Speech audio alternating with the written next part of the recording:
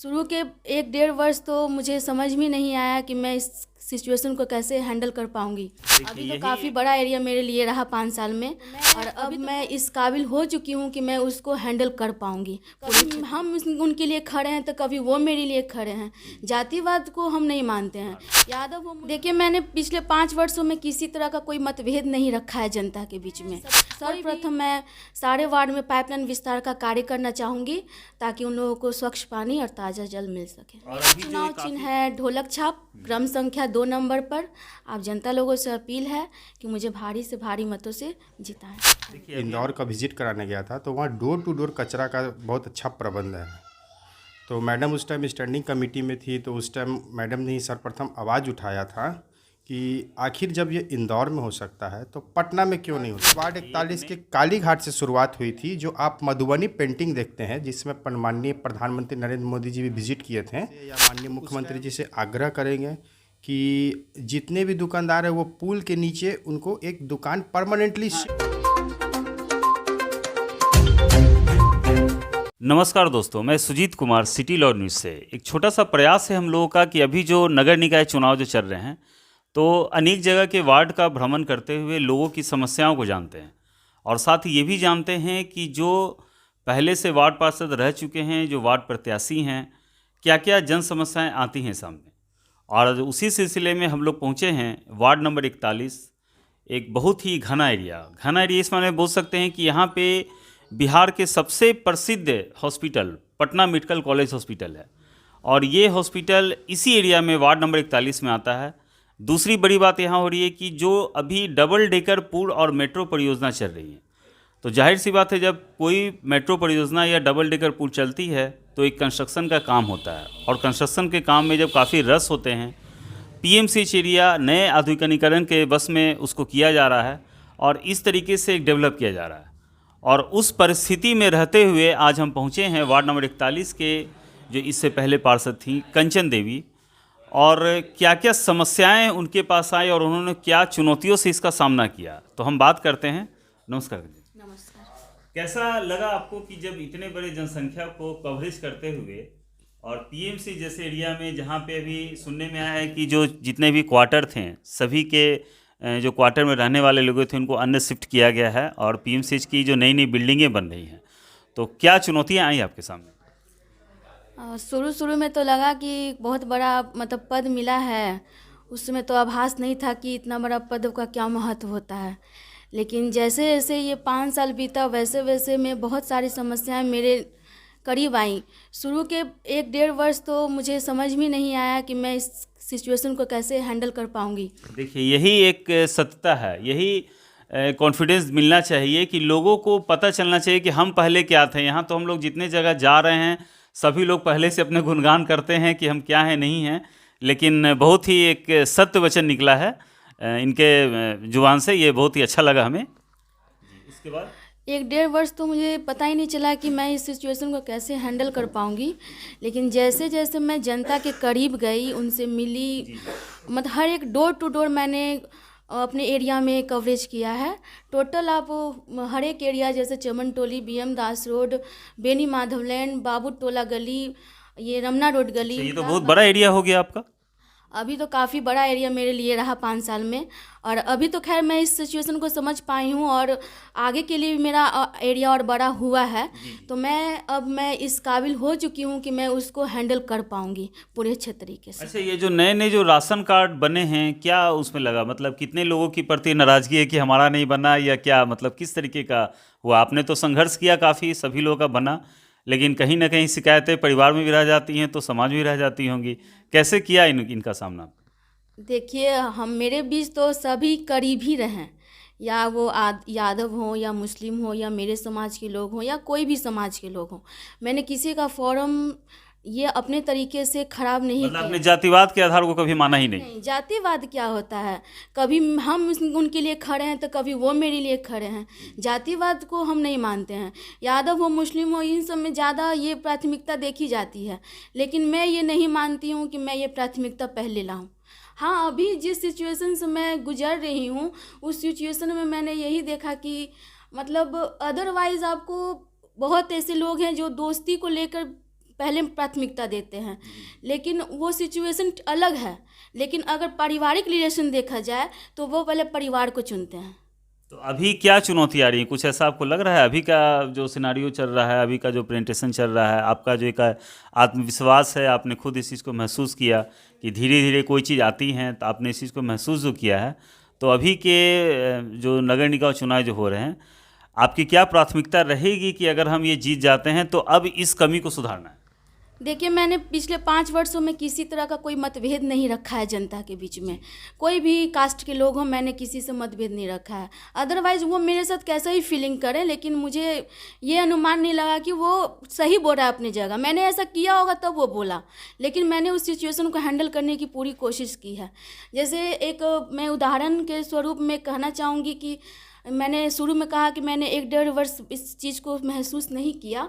तो मैंने जब विज़िट किया अपने वार्ड में, तो बेनी माधव लेन एक गली है, जो कि वहाँ एक भैया हैं, उन्होंने मुझसे यही कहा कि मैंने आपको जिताया इस शर्त पर कि आप ये गली मेरा बना देंगी।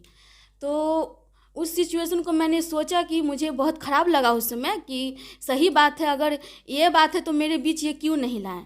तो मैंने ये ऑफिस में जाहिर किया। जब 1 करोड़ का योजना मेरे समक्ष आया तो मैंने सर्वप्रथम उसे रखा, उसके बाद मैंने अदरवाइज मोहल्ले को देखिए, रखा। ये एक अच्छा एक पहल है जहाँ पे आम जनता के बीच में ये धारणा है कि वार्ड पार्षद मतलब सिर्फ कूड़ा उठाना है, या वार्ड पार्षद मतलब सिर्फ नगर निकाय को साफ रखना है। बट इन्होंने इस चीज़ के मिथ्या को तोड़ा और एक नई परियोजना के साथ अपने आए हुए फंड का एक सही इस्तेमाल किया, जो कि जब इनके पास ये पुरानी मांगे थी, क्या नाम बताया, बेनी माधव लेन। बेनी माधव लेन, उनका इन्होंने जीर्णोद्धार किया अपने तरीके से।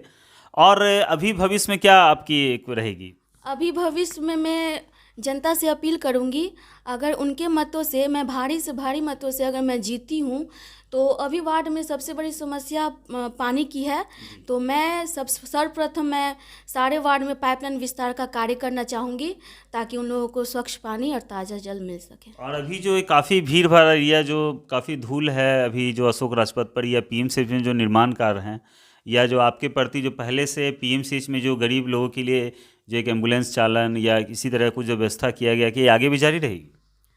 नहीं, ऐसा नहीं है। जब तक पुल का निर्माण हो रहा है या अन्य क्वार्टर बन रहे हैं या एम्स की तरह पीएमस बन रहा है, तो जब तक वो बन नहीं जाता तब तक तो ऐसी स्थिति रहेगी ही। और अव्वल की योजना आपको प्रधानमंत्री योजना की तरफ से है, तो इसमें हम लोग उनके समक्ष छोटे वर्ग के आते हैं, तो इसमें मैं सोच तो आपकी छोटी नहीं है, सोच तो काफ़ी बड़ी है। सोच तो काफ़ी बड़ी है, लेकिन इसके लिए जब तक मुझे पब्लिक की तरफ से, जनता की तरफ से मुझे कुछ हैंड नहीं मिलता है, तब तक मैं ये उनके समक्ष नहीं रख पाऊंगी। जी, क्या क्रम है आपका और क्या निशान है आपके इस आपके चुनाव चिन्ह का? मेरा चुनाव चिन्ह है ढोलक छाप, क्रम संख्या 2 नंबर पर। आप जनता लोगों से अपील है कि मुझे भारी से भारी मतों से जिताएं। देखिए, अभी हम बात किए हैं कंचन देवी से, एक गजब का आत्मविश्वास, अपनी जो भी क्षेत्र के जो समस्याएं हैं वो समस्याएं को इन्होंने सुना, इन्होंने जाना, और ये आपका चिन्ह हुआ। जी, ये आपके धर्मराज कुमार जो हैं, ये मतलब सहयोगी इनके, और काफ़ी लोकप्रिय हैं अपने वार्ड नंबर 41 में। ये कंचन देवी ढोलक छाप जो है ना इनका, और क्रमांक संख्या 2। और जी, मेरा नाम करण गोयल हुआ और मैं पटना विश्वविद्यालय का छात्र हूँ, मैनेजमेंट का छात्र हूँ। और अभी फ़िलहाल में मैं अपने जो वार्ड पार्षद हैं उनके सहयोगी के तौर पर काम करता रहा हूँ। मतलब पिछले 2017 से ही, जब मैडम स्टैंडिंग कमेटी में थी, तो सर्वप्रथम मैडम ने ही आवाज़ उठाया था कि मतलब सर्वप्रथम पूरे वार्ड काउंसलर, पटना के वार्ड काउंसलर को जब जीत के इंदौर का विज़िट कराने गया था, तो वहाँ डोर टू डोर कचरा का बहुत अच्छा प्रबंध है। तो मैडम उस टाइम स्टैंडिंग कमेटी में थी, तो उस टाइम मैडम ने ही सर्वप्रथम आवाज़ उठाया था कि आखिर जब ये इंदौर में हो सकता है तो पटना में क्यों नहीं हो सकता। देखिए, एक नई जानकारी मिली है कि एक ऐसी व्यवस्था जिसके सारे लोग दीवाने हैं और सर्वप्रथम आवाज़ उठाने वाले, देखिए ये हम लोग तो इतनी वार्ड घूमे हैं, ये पहली बार पता चला कि वार्ड नंबर 41 की जो कंचन देवी हैं, सबसे पहले इन्होंने ही ये आवाज़ को उठाया। और जी, और उस टाइम था कि इंदौर में भी, जो अभी आप पटना में देखते थे, सबसे पहले CFL लाइट लगा हुआ रहता था स्ट्रीटों पे, तो मैडम ने ही सर्वप्रथम जब स्टैंडिंग कमेटी में ही थी तो इन्होंने आवाज़ उठाया कि जब इंदौर में ये सब हो सकता है तो पटना में क्यों नहीं हो सकता है। तो पटना नगर निगम में इस सर्वप्रथम 2017 डेट एक्चुअल याद नहीं है, उस टाइम इन्होंने आवाज़ उठाया था कि पटना में भी एलईडी स्ट्रीट लाइट की व्यवस्था गलियों में किया जाए। तो उस टाइम ही सबसे पहले पटना में वार्ड 41 में ही शुरुआत हुई थी और आप देख सकते होंगे कि किसी भी गली नुक्कड़ चौराहे पे चले जाइए, पूरे वार्ड 41 से शुरुआत हुई और पूरा पटना को जगमग कर दिया गया था उस टाइम एलईडी स्ट्रीट लाइट से। और उसके बाद जब छठ पूजा का आयोजन हुआ था तो छठ पूजा में भी सर्वप्रथम पटना के वार्ड 41 के काली घाट से शुरुआत हुई थी, जो आप मधुबनी पेंटिंग देखते हैं जिसमें माननीय प्रधानमंत्री नरेंद्र मोदी जी भी विजिट किए थे। तो उस टाइम उन्होंने भी सराहना किया था कि पटना के दीवारों पे मधुबनी पेंटिंग जो हुआ था उनका भी सराहना किए थे कि ये बहुत तो एक बड़ा ही सराहनीय कदम था। मधुबनी पेंटिंग तो आज एक सामाजिक पहचान बन चुकी है, ऑल ओवर इंडिया की पहचान बन चुकी है। तो मतलब इतने सारे कार्यक्रम हो गए हैं और आपने बताया नहीं कि आपकी ये उपलब्धि रही। ये जब तो स्टैंडिंग कमेटी में थे तो उस समय जैसे लाइट व्यवस्था दी जाने वाली थी, तो उस समय क्या होता था कि पार्षद के भी 2 या 4 लाख वितरण कर दिया जाता था।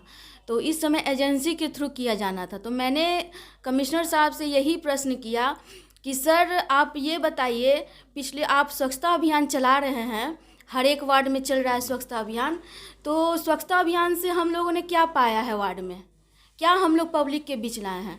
ना आपका नाली सही है, ना आपकी लाइट की व्यवस्था सही है, और ना हमको लगता है कि कुछ आपके स्तर से कुछ सही है। तो ये शुरुआत जब मैंने उनके समक्ष रखा तो वो काफ़ी भड़क गए हम पर भी, लेकिन फिर मैं शांत हो गई और यही सब देखते हुए लाइट की व्यवस्था पूरे वार्ड में दी गई थी। आपने तो मधुबनी पेंटिंग को तो वापस एक नई पहचान दिलाई। मधुबनी पेंटिंग भी एक बहुत अच्छा मतलब हम लोग के बीच रहा है। इसका इंदौर में हुआ था, मतलब सर्वप्रथम तो नहीं कहेंगे, इंदौर में मैंने देखा था कि हर एक प्लेस पर ये मतलब पेंटिंग था और मुझे काफ़ी बेटर भी लगा था। तो ये चर्चा हुई स्टैंडिंग कमेटी में और हम लोग के वार्ड में भी ये चला काफ़ी। स्वच्छ भारत अभियान को एक नई दिशा देते हुए वार्ड नंबर 41 की जो कंचन देवी जो पार्षद रह चुकी हैं, अभी नई जानकारी मिली कि 3 बड़ी उपलब्धि रही इनकी। और सबसे बड़ी उपलब्धि तो यही रही कि इन्होंने एक छोटे कलाकार को एक सड़क पर एक आम जनों के बीच पहुंचाने का कार्यक्रम किया। ये ना मतलब पूरे पटना विश्वविद्यालय या जितने भी घाट किनारे या जो सार्वजनिक स्थानों पर जो मधुबनी पेंटिंग है, ये हम कह सकते हैं कि 41 की जो पार्षद है कंचन देवी, सर्वप्रथम उन्हीं की देन है। और आगे का रहेगा कि जब हम लोग अगर अब आगे के दिनों में अगर जीत के आते हैं तो आप देख रहे होंगे कि डबल डेकर पुल का निर्माण हो रहा है। हाँ, ये तो सबसे बड़ी एक थोड़ी सी समस्या है। तो ये समस्या भी कुछ दिनों तक रहेगी, लेकिन हाँ जब डबल डेकर पुल का निर्माण हो जाएगा तो हम चाहेंगे कि जितने फुटकर दुकानदार हैं तो हम माननीय प्रधानमंत्री जी से या माननीय मुख्यमंत्री जी से आग्रह करेंगे कि जितने भी दुकानदार हैं वो पुल के नीचे उनको एक दुकान परमानेंटली शिफ्ट, वेटिंग जोन उनका एक बना दिया, वेंडिंग जोन बना के उनको परमानेंटली शिफ्ट कर दिया जाए। क्योंकि बहुत ही अच्छी मतलब सोच है कि अब तक किसी का भी इस पर ध्यान नहीं गया, इस चीज़ पर अभी तक किसी का ध्यान नहीं गया। ये सोच पहली बार हम वार्ड 41 के प्रत्याशी से हम सुन रहे हैं। मैंने ये सोचा है कि जब पुल का निर्माण हो जाता है तो मैंने काफ़ी लोगों को आश्वासन भी दिया है कि जब पुल का निर्माण हो जाएगा तो मैं आपको नगर निगम के थ्रू एक वेंडिंग कार्ड होता है, उसके थ्रू मैं आपको पुल के नीचे दुकान का व्यवस्था करवाऊंगी। ये तो हम संदेश दे सकते हैं सिटी लॉ न्यूज़ की तरफ से वार्ड 41 के जितने भी फुटकर जो विक्रेता हैं, जो जिनकी अपनी शॉप नहीं है, वो इस चीज़ को एक नई उम्मीद के साथ किरण जगा सकते हैं कि हमें कुछ ना कुछ एक अच्छा जरूर होगा हमारे साथ में। क्या हुआ सर? जी, मेरा पूरा नाम राजीव रंजन हुआ। जी जी। रमना रोड का रहने निवासी है। जी, कैसा लग रहा है मतलब इस तरीके के सोच के एक लेडीज के साथ एक गजब आत्मविश्वास हमको देखने को मिला, तो क्या लगता है आपको? ये सोच इनका शुरू से लेके अभी तक वैसा ही सोच है, अच्छा ही सोच है और हमेशा ये रहेगा। क्या लग रहा है मतलब आगे इस तरीके का अगर दुकानदार को अगर कोई एक वेंडिंग जोन में अगर एक मिल जाता है तो एक तो बड़ी उपलब्धि रहेगी, बहुत बड़ी उपलब्धि रहेगी। जी। तो मतलब अभी लग रहा है कि पूरे जोर शोर के साथ ये क्रम अभी चल रहा है, लोग भी चलेगा। जी, इसी तरह से चलता रहेगा। देखिए, आज हम वार्ड 41 के कंचन देवी से यहाँ कार्यालय में मिले, एक नई जानकारी के साथ।